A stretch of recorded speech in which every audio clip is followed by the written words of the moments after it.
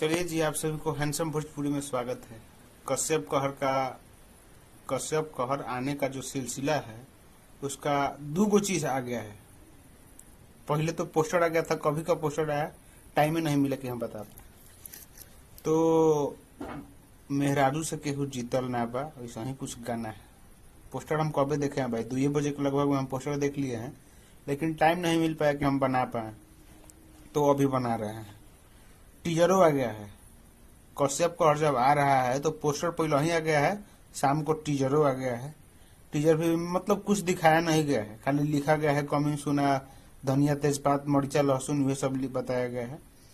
और कश्यप कहर यानी आप लोग समझ सकते हैं, अखिलेश कश्यप गाने को लिखे हुए हैं और खेसारी लाल यादव और शिल्पी राज गाई हुई है साथ में।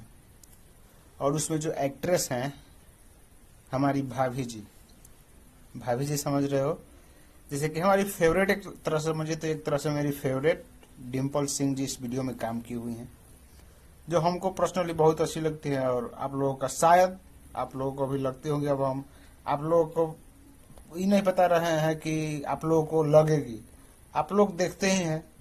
हमारी फेवरेट में से फेवरेट है, में से एक नहीं फेवरेट है, और वही वीडियो में काम किए हैं। अन्नपूर्णा फिल्म से ये गाना आप सभी के बीच में आ जाएगा, वीडियो सॉन्ग अखिलेश कश्यप का लिखा हुआ, शिल्पी राज खेसारी लाल यादव का गाया हुआ।